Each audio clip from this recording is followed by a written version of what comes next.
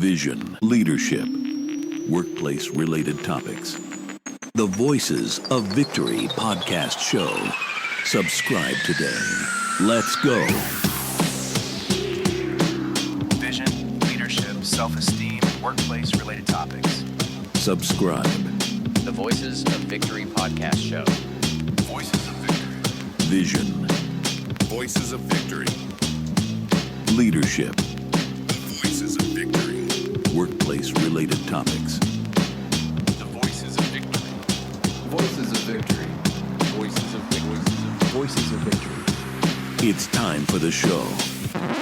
You are now listening to the Voices of Victory podcast show. Ladies and gentlemen, Mario D. Leone. Hello and welcome to the Voices of Victory podcast. I am your host, Mario D. Leone, and today we're going to talk about a topic. It's going to be a short one. It's going to be short, sweet, and to the point, and it's going to be important. The very first thing we're going to talk about today is literally going to be all about the difference between confidence and ego. We are separating confidence from ego. This is something that is not talked about a lot. It's not talked about a lot because it comes from a psychological place, and we're going to break it all down. I love this topic. This is essential, and this is essential because it's all about cultivating healthy self-esteem on this channel, and that's fostering positive relationships with other people. That's what that's all about. Now, confidence is grounded in self-awareness. You have to become self-aware. You can only become self-aware through a few modalities, a few different opportunities. One of them is journaling. Second one is actually getting therapy. The third one is actually speaking to somebody that you could reflect off of. And the fourth one is actually breath work. That's just some of them. That's not all of them. That is some of them. Now, that being said, it is all stepping into your authenticity, your capability. Your ego stems from insecurity, and it's the need for external validation. So let's distinguish the actual two. Let's understand the difference. Confidence itself comes from genuine understanding of your strengths and abilities, period. It allows you to admit mistakes, and it allows you to embrace learning opportunities. So it's growth-based mindset, and it's all about being self-assured without needing to prove superiority over others. Now, when it comes down to ego, this relies on external validation or comparison. A person with an ego can struggle with criticism and struggle with admitting fault. Got it? This is all about seeking to dominate others, feeling superior, and of course, masking insecurity. That's the fun part. And there's people, by the way, that don't even know they do this. They don't have the self-awareness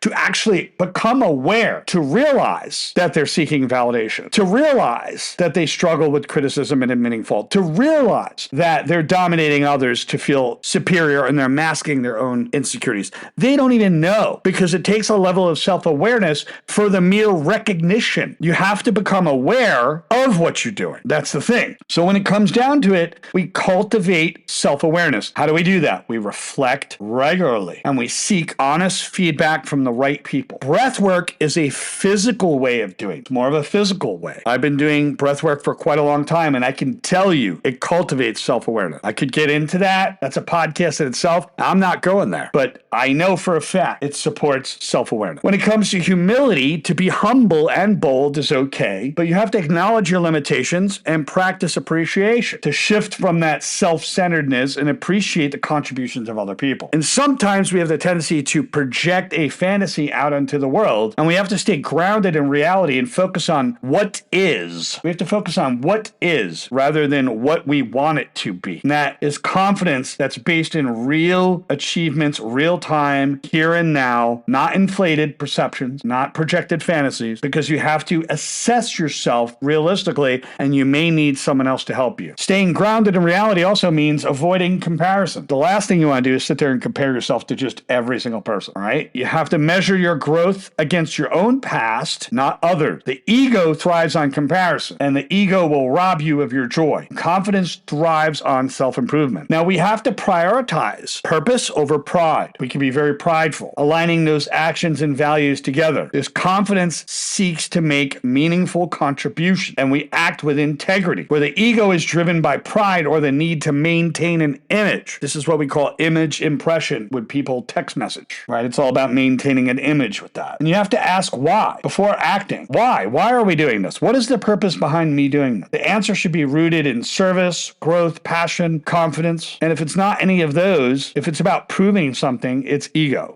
Becoming emotionally resilient is important. So embracing criticism is going to be crucial. That confidence takes constructive criticism as an opportunity to grow, where ego reacts defensively and dismissively. Why? To protect yourself. We have to be able to separate that self-worth from outcomes, understanding that your value is not tied to just successes and just failures. Confidence remains steady. The ego fluctuates, shifts, gets frustrated, anxious, and it connects to external results. And another thing also, part of that confidence is to focus on lifting others, collaborating, celebrating others. And when you actively listen and speak with intention rather than boasting or exaggerating, it's important. Listening actively. The ego talks more than it actually listens. Confidence values understanding other people. So it is a lifelong learning. You commit to your growth. You commit to a lifelong learning. You align confidence with actual self-compassion. You start to lead with empathy. You start to be generous and have some praise. You can praise yourself in a healthy way without diminishing yourself. So the bottom line to all of this, I'm going to make this short and sweet today, is that confidence is about self-assurance. It's rooted in authenticity, rooted in capability. It's respect for other people. Ego is fragile. It's a construct that seeks constant validation and the need to feel superior. It's about fostering your awareness, having that humbleness. You could still be bold, but also having that self-compassion. You can strengthen your confidence when you start to quiet that noisy, egotistical mind so you could have healthier relationships and, of course, better personal growth. And that's all there is on today's episode. See you on the next one.